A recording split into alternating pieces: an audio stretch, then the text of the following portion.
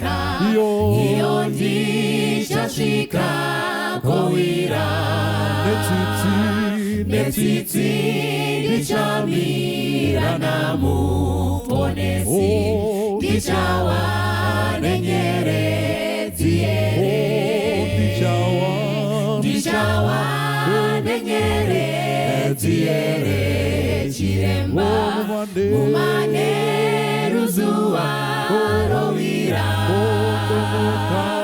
tomuka ndaponeswa towe kumusha ndichawa nenyeredzi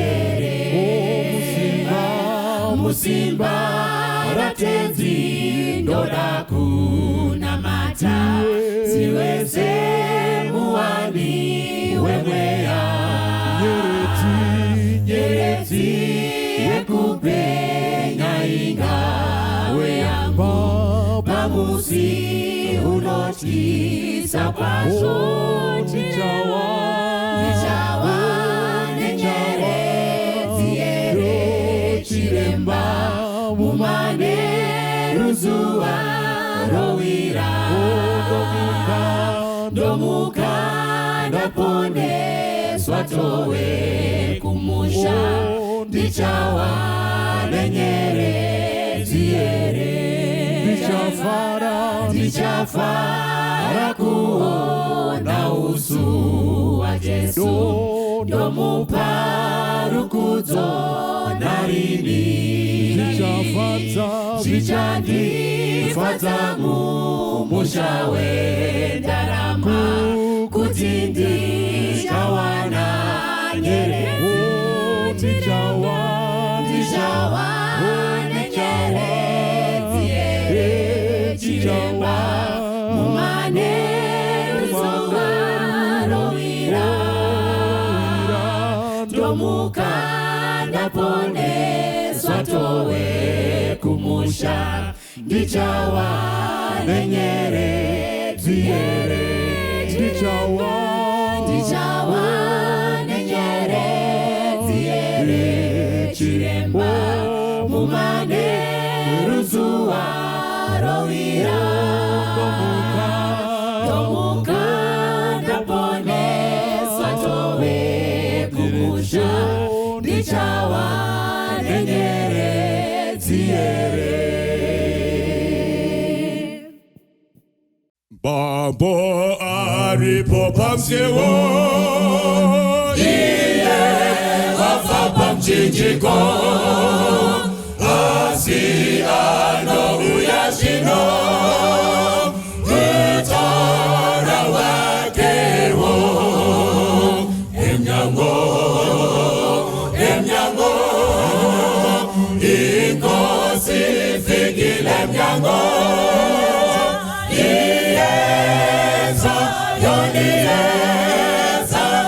isifikile emnyango siboniso sekuya zino ziri kuitika toona nekukasika musi wakanaka emnyango emnyango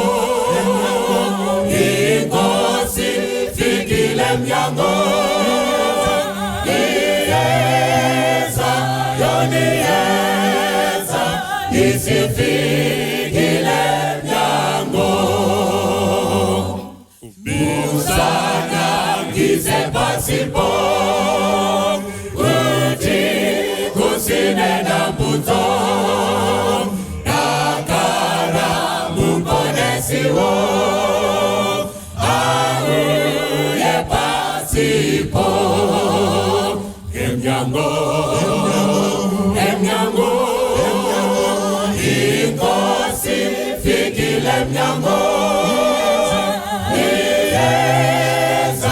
yonieza isifikile emnyango dizobumba siroita kugara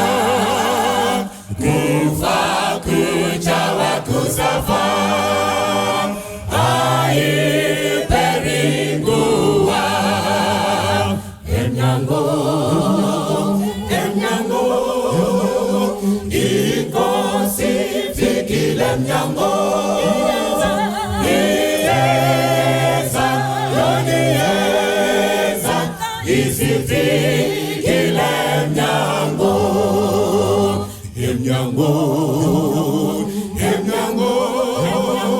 inkosi ifikile mnyango iyeza yoniyeza isifikile mnyango.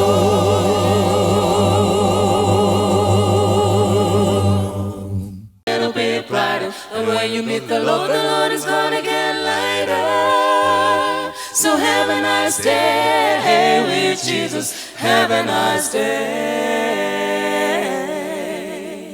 Have a nice day with the Lord on this blessed Sabbath day, where we cast our burdens at His feet, taking the light yoke He gives.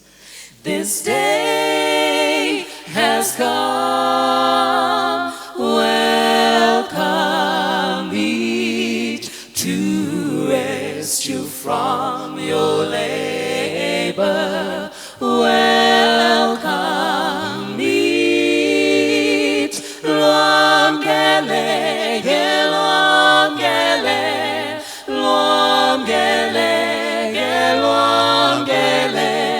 Siyakuthokozela wenkosi ukuphumla, lwamkele,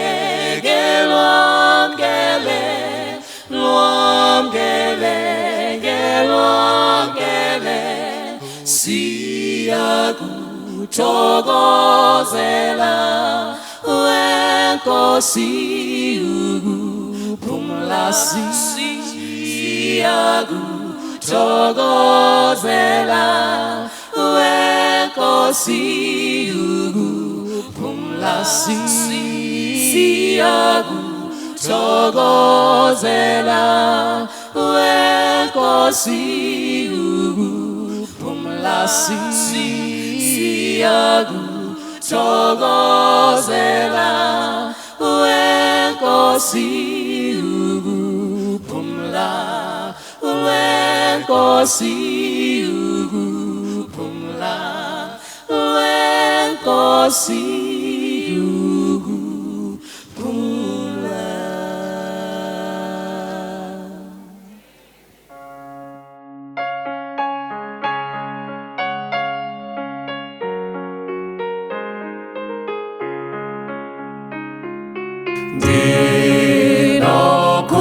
Ndinokunangisa nekuzodawira muponesi,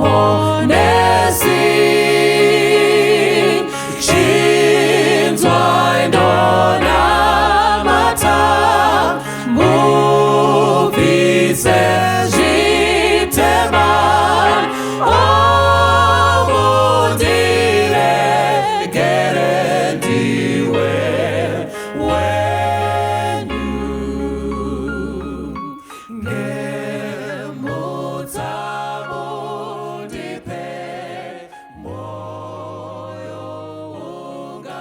tinamate tisati tapinda mukati mesevhisi yezuva renhasi.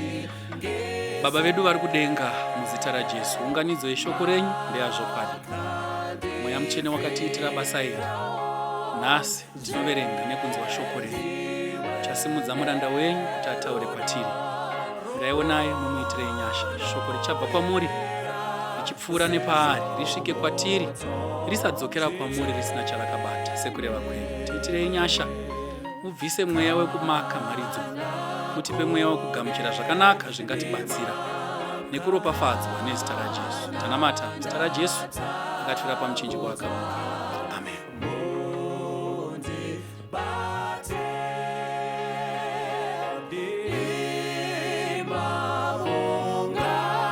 Sing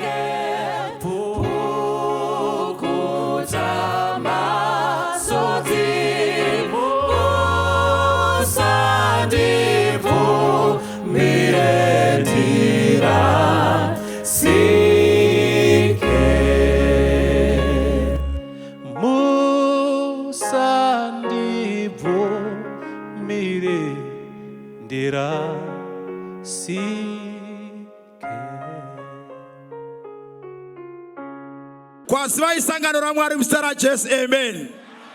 Regai ndipamidze kwaziso kune vanhu vasingade kudaira pavanokwaziswa. Ndinokuchingamidzai mose muzita raJesu. Amen. Mwari wekudenga ngaakudzwe mukati mezuva ranhasi. Tinoda kutenda Mwari nokuti Mwari ndiMwari muupenyu hwedu. Bhuku rangu ratinoda kuverenga ndi 1 Timothy chapter 1 verse 15. Bhuku raTimothy rinonyorwa naPauro achinyorera Timothy. Amen. Anoti kuna Timothy chapter 1 verse 15. Ishoko razvokwadi rinofanirwa kutendwa kwazvo kuti Jesu wakauya panyika kuzoponesa vatadzi avo, ini ndiri mukuru wavo. Saka Pauro paanonyora anoti chakavingwa naJesu wakauya kuzoponesa vatadzi vose. But regai ndikuudze kuti kuvatadzi vose, I'm the chief of sinners. Pauro ari kudhondwari, ndini chibaba chekutadza. Imi hamusati matadza, ini ndiri chimutara panyaya dzekutadza. Amen church. Pauro ari kuti ndiri mutadzi mukuru. Amen church. Iwe unoti ukaita tumwe tunyaya zvonzi uri kupisa. Haupisi. Pauro wakapisa. Amen church. Hanza pana ari kuremera mastreet kukempi. Hausati watanga kuremera mastreet. Pauro ari kuti ndozikanwa world. Kana usati wakuzikanwa world hausati watanga. Wawere church. But Pauro ari kuti zvakadaro ndiri mutadzi mukuru, ndinotomudawo Jesu. Amen church. Handi ndinotomudawo Jesu. Nyangwe ndiri mutadzi mukuru ndotomuda. Rozoti iwe mfundisi chiri kuda kurambwa naPauro ari kuti iwe church handisi kuda kuita mutadzi nokusingaperi. Level yekuve mutadzi ndakaita, but iye zvino handichadi. Ndakudavo kuva munhu waMwari. Amen church. Level yekuchimbotadza Jesu wakawinga isu. Amen church. But zviudzewo kuti handichadi. Amen church. Jesu wakavinga vatadzi. Mozoti vamwe vacho vakavingwa naJesu ndanani? Ndimi makanditarira ini. Amen church. Regai ndikuudzei church. Luke 19:10. Wakauya kuzotsvaka chakarashika kuti achiponesa. Katende m'bhuku raProverbs zvirevo chapter 30 verse 17. Zvirevo chapter 30 verse 17. Pane pfungwa yandiri kuda kuti tarise mukati manheru anhasi. Ziso rinoseka baba, zvinoshora kuteerera mai. Makunguo emupata acharinokora. Yes. Vana vegondo vacharidya. Bhaibheri rikuti kudini? Rikutiko kuna makunguo ari mukati memupata. Zvikanzi basa remakunguo emupata nderabasa rei?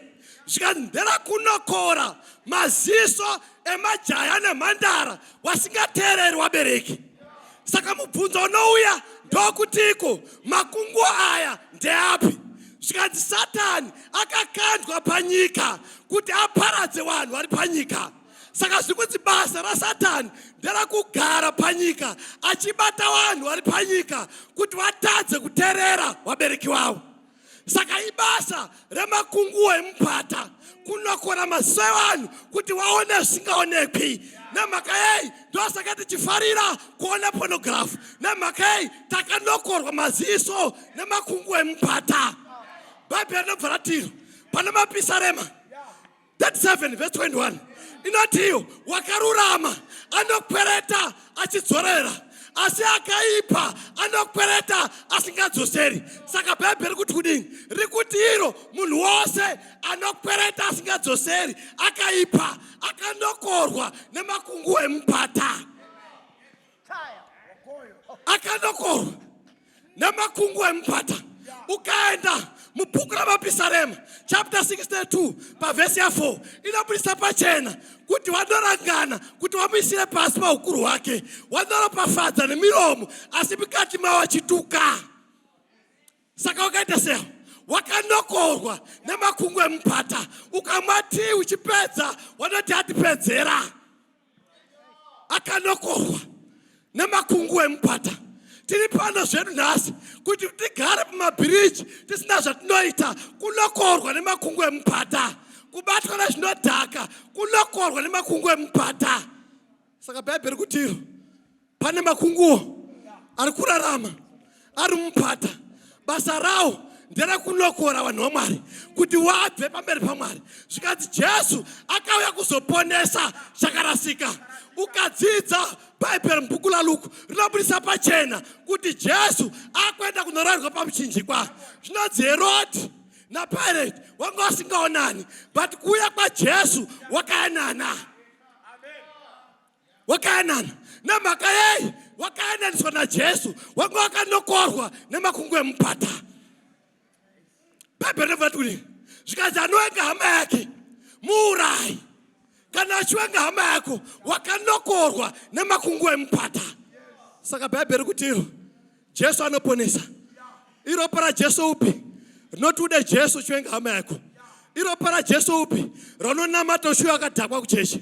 Iro para Jesu upi raunonamata uchindotenda muna Mwari iwe uchivenga hama yako iri panext door. Saka Bhaibheri kuti iro wose wakanokorwa nemakungu emupata hawateri wabereki. Ndosaka uchibuda nepahwindo usiku pa6 peni nemhaka yei wakanokorwa maziso nemakungu emupata. Ndosaka uchitiko ukaona mukadzi achifamba mutaundi wocheuka wobva wanziko chii chamuri kuita baba? Wati ndikutarisa mabasa makuru aMwari. Iwo maziso azere neupombwe. Jesu obva ati anotarisa mukadzi nezuva rokuchiwa aita upombwe. Rudzi rweupombwe. Jesu kana achiuya achaona kutenda here panyika. Kwazivai vana vaMwari, tinotenda Mwari nemukana watawana zvakare wekudzidzwa kweshoko rake. Exodus chapter 3 verse number 7 neverse ya 8. Jesu anoponesa. Tiri pamwero vanhu vaMwari. Timwe zvose tingataure asi mukakanganwa zvimwe zvose zvataurwa nevarume ava, musakanganwe chinhu ichi. Jesu anoponesa. Tiri pamwero vanhu vaMwari. Exodus chapter 3 verse ya 7 inoti kudii? Verse 7. Yes. Zvino Mwari akati, zvirokwazvo ndakaona kunetswa kwavanhu vangu vari muIgipita. Ndikanzwa kudanidzira kwavo nokuda kwevatariri vavo vamabasa. Mira. Zvirokwazvo Jehovha akati, ndakaona kutambudzwa kwevanhu vangu vari muIgipita. Inzwai chechi yaMwari, tinonamata Mwari anoona. Tiri pamwero vanhu vangu. Zvikanzi ndikanzwa kutambudzika kwavo, tinonamata Mwari anoona, tinonamata Mwari anonzwa. Tiri pamwero vanhu vaMwari. Kunyangwe zvinhu zvikaita unge zvanetsa panyika ino, tinonamata Mwari anoona, tinonamata Mwari anonzwa. Ndokubva ati kudii? Nokuti ndinoziva kuchema kwavo. Mira, kana Mwari aona, achiziva, anonzwa. Tiri pamwero vanhu vaMwari.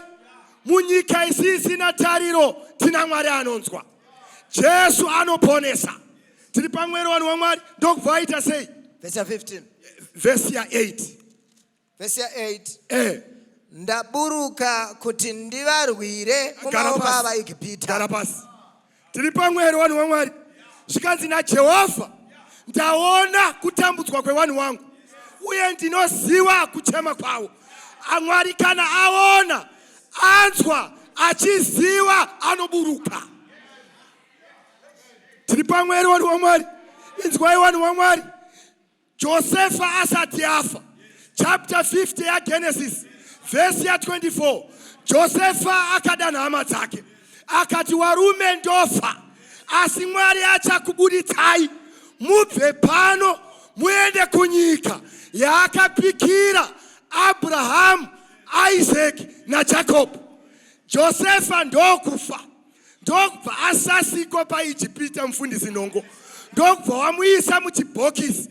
Israeli yaiti ikatambudzwa nekupisa zvidhina paIjipita. Ikatarisa chibhokisi chamapfupa. Yaizoti victory is certain. One day tinoenda kumusha. Mwari ari kuti ndaona, ndinoziva, ndanzwa, ndaburuka kuti ndiwarwire tiende Kenani. Zwai vanhu vaMwari, Zimbabwe ichioma, zvinhu zvichioma, musakarisire kuchanaka kwezvinhu, chinamatirai tichinjwe kwekuenda. Zvanooma paIjipita, Mwari haana kuti basa rireruke paIjipita, but Israeli yakachinjwa kwekuenda. Nguva shoma toenda kumusha, tinofanira kuchinjwa kwekuenda. Tiri pamwero vanhu vaMwari. Regai nditaure chinhu ichi. Mukaenda chapter 5, Faro anozobvunza kuti Jehovha ndiani kuti ndimuteerere. Tiri tesero vanhu vaMwari. Faro abvunza kuti Jehovha ndiani, nhunzi dzakati hatirambi takanyarara. Tinombofanira kuudza Faro chidzidzo chekuti Jehovha ndiani. Tiri pamwero vanhu vaMwari. Regai nditaure chinhu ichi. Jehovha kana aona, anzwa, achiziva, anoburuka. Kana paine munamato wetiri kufanira kunamata manero ano, ndewe kuti Mwari aburuke. Unozakana padaiso manje. Ini kwandakakurira, waigona kuti ukasvika ukawana vanhu vadya muriwo wakabikirwa muhari. Vaiti kana vapedza kune kumwe gwaisara kuzasi gwainzi gwachira. Handisi kuda kuparidza ndiri pagwachira apa. Uya shamwari tingonanzvawo gwachira kotodiko. Chapter 7 ka yazvaka pa 13 ka. Tongodlawo gwachira kotodi. Tarisa vari padhuze noti angodlawo gwachira hama yangu. Kotodi gwachira hakudlirwi kuguta, kunongodlirwa kuti gwachira. Saka regai tingodlawo hakusi kwekuguta, kunodlirwa kuti gwachira. 7 yazvaka pana vhesi ya 13 inoti kudii? Vhesi ya 13. Come on. Ipapo mumwe wavakuru akapindura. Ipapo umwe wavakuru akapindura. Akati kwandiri. Akati kwandiri ava ka. vakapfeka nguo Ko chena. timu iri rakapfeka nguo chena ndivananiko? Vabvepiko. Vabvepiko. Ya tapindira timu repaplanet Earth. Tabva kumadrugs ka. Tabva muufeve. Tapukunyuka. Konobvunzwa tapindira zvikanzi kodzungu revanhu ava rabva nepi? Ndevapiko apa? Tiripo ipapo. Yoiti kudidzika mani. Gwachira zvenhaibro. Ndikati kwaari. Ndobva ndati kwaari. Ishe wangu. Imi munoziva. Type yemubvunzo wamabvunzo haipindurwi neni. Inoda imwe makamborarama naro. Ndimwi munoziva. Dzika zveshamwari. Akati kwandiri. Ndovanobva mukutambudzika kukuru. Vakasuka nguvo dzavo. Vakadzichenesa. Muropa regwayana. Pari kurehwa vana timu Pauro ka. Chief of sinners ka. Vapedza kuita machief. Vakati hatizvirovi vichifuva. Toinda kuna Jesu. Tondosuka nguvo. Tobva vapinda denga. Vakaonekwa vakapfeka nguvo dzacho. Ende nguvo dzacho havana kuzvipfekera. Because kune vozvipfekera vakaita dzokupfekedzwa. Zvikanzi ko timu rapindira iri nderipi? Rechirungu rozipa vakomana. Rechirungu rinoti what are these? How can you say what kuvanhu? Unoti vohuka. But timu racho rinoratidza kuti evidence yacho inoratidza kuti kwarabva kwaifiwa vava kuita samaobjects vari vanhu. But Mwari ngaavongwe vapindira. Zvikanzi ndo vakabva mukutambudzika kukuru. Havana kungofesa tunhamo twemanga-manga. Even zvivi zvavaita ndezvemhando yepamusoro kwamunhu onzi chief of sinners. Mwari akazoita zvokuzodzika achivaburukira. Kuti ava havachadodi zvimwe. Vakuda kuti nditoburuka nokuti ndandawa. Because vavawa kupera maziso nemakunguva pamupata. Denga Jesu rikati ndivananiko vakabvepiko zvikanzi Ishe pindurai nyaya dzavakomana ava. Ndimwi makambogara Gariri, ndimwi makambosvika Kana yeGarirea, ndimwi makambogara for 9 months mudumbu. Isu hatizvizivi. Pindurai nyaya dzavakomana kai. These are those. Hallelujah. These are those. Unoziva tichakura kwatsvira mani. Tichakura kana pane chinhu chairovesa. Kuti hembe pava nehembe dzokupfeka muchishanya. Kuonekwa wakapfeka hembe dzokushanya tisati taakushanya. Hapana anzwa. Pane kwandiri kuinda kwatsvira mani. Kuonekwa wakapfeka hembe dzeChristmas usiri musi weChristmas waingoro wati wadzipfekere idzi dzisina kusviba. Because vanoziva kuti hembe idzi hadzizi dzokungopfeka, ndedzeparwendo. Because ukatamba nehembe idzi uchadya mamengo ukadonhedzera muto pahembe dzogwendo. Hatifambi nevakasviba. Saka bhaibheri rangaroverenga roti vakasuka nguvo riri kureva kuti pane nguvo dzogwendo vakomana. Kana wadzipfeka dzikasviba manya undosuka. Nokuti hakuindi dzakasviba. Usatamba nehembe dzegwendo. Tikati tambe vakomana. Ngatizive kuti nguvo dzikasviba tinoenda kuna Jesu. Tonosuka nguvo. Ndosaka 238 achimba achiti ndivananiko ava vakaungana ka pamberi pechigaro vakamira vachiti takamborohwa namadrugs tikanzi chief of drugs. But Jesu unenyasha vakomana. Chiuya upedzise kwatsvira tinganyanya.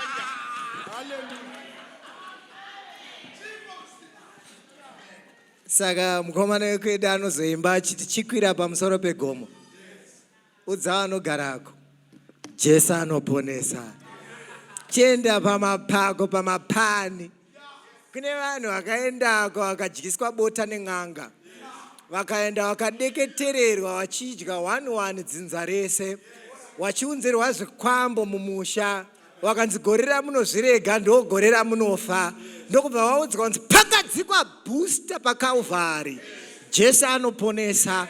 Chienda kugungwa usavasiya. Kune vanhu vanotaura kuti isusu shamwari tadzika ikoko takaenda tikanoita breakfast naSatani. Vakabuda vaine mabhengo. Vamwe vacho vakaita vana manjuzu. Tell them pakadzikwa booster paKalvari. Jesu anoponesa. Saka manhero anoenda kuSouth Africa usavasiya. Tell them with bold and confidence, Jesu anoponesa. Enda kuChikanga usavasiya.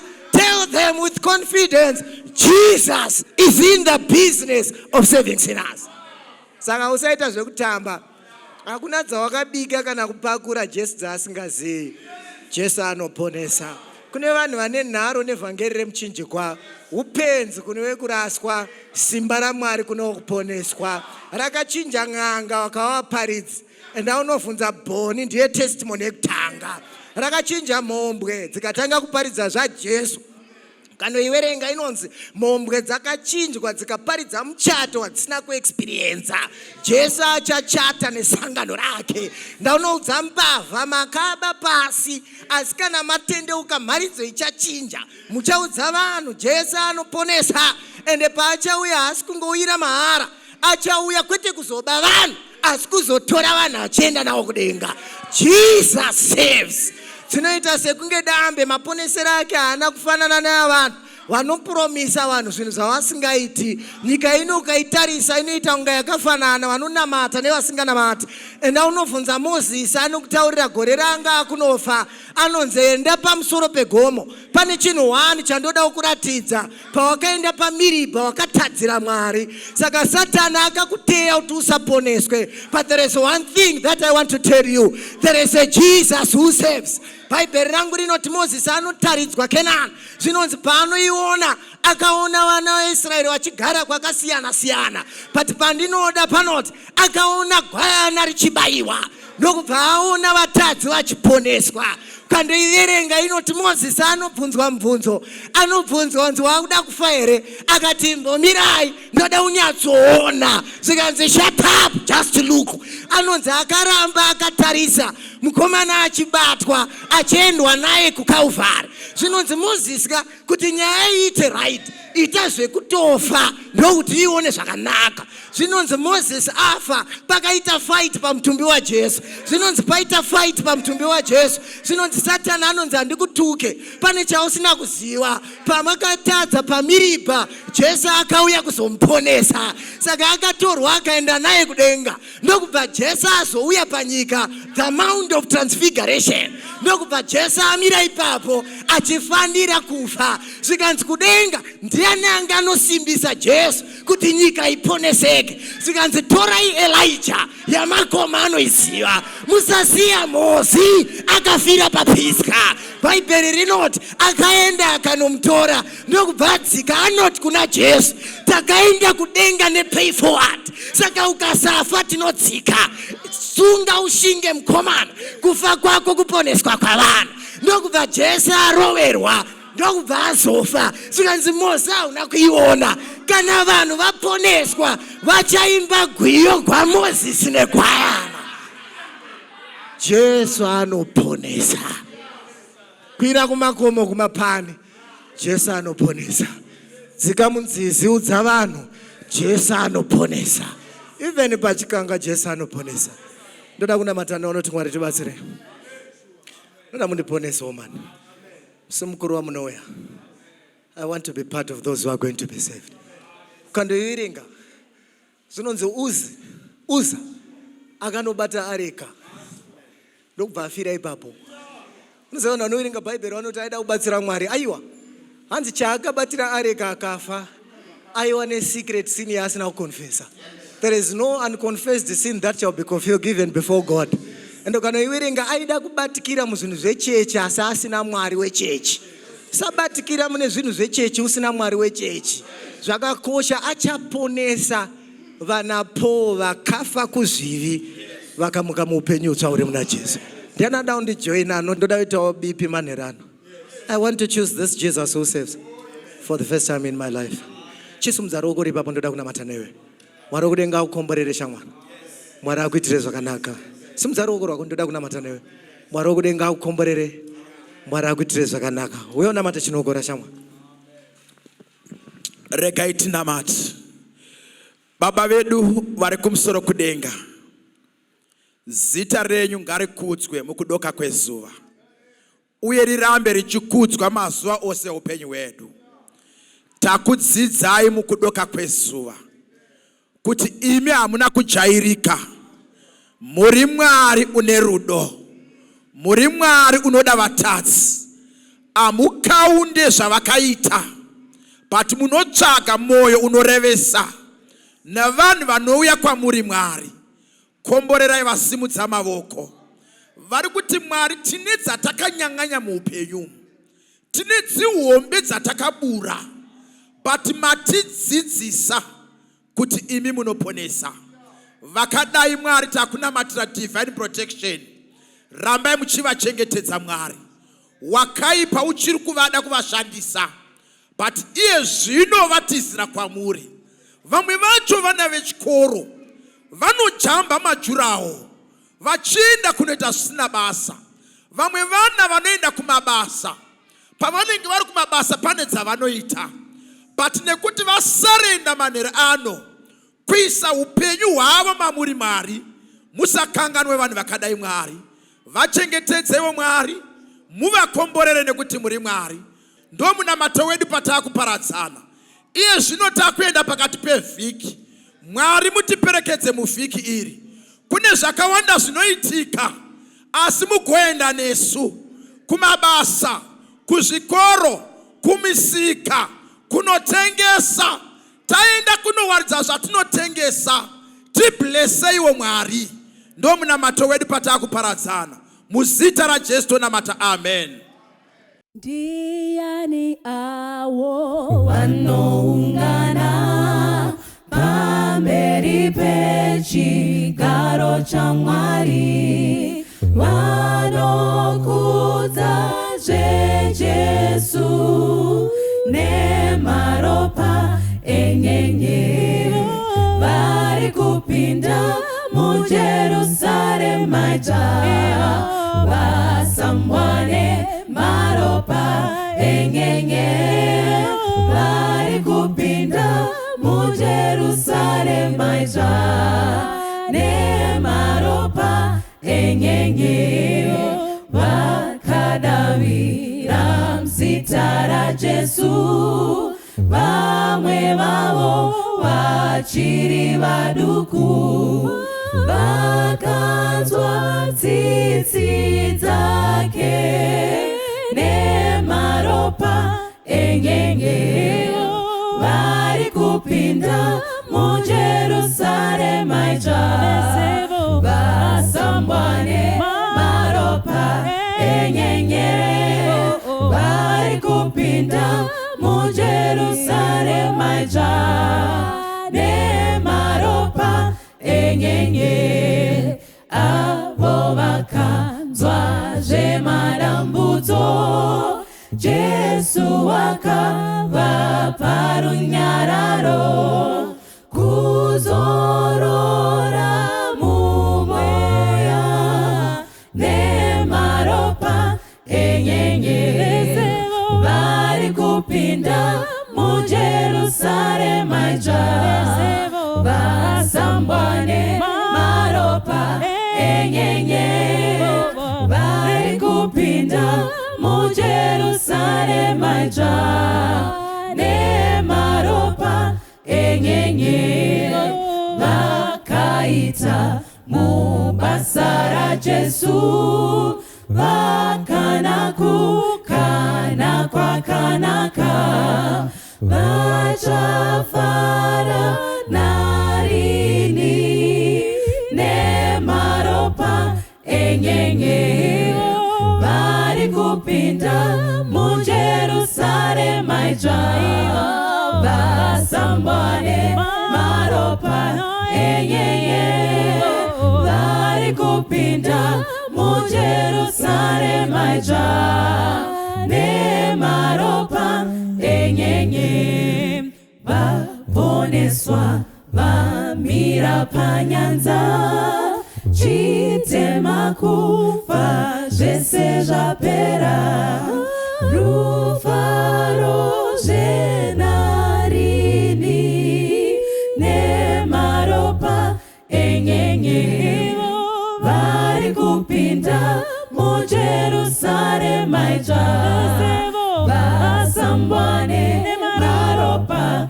engenye vari kupinda mu Jerusalem maja ne maropa engenye vari kupinda mu Jerusalem maja vasambwane maropa engenye vari kupinda mu Jerusalem maja ne maropa engenye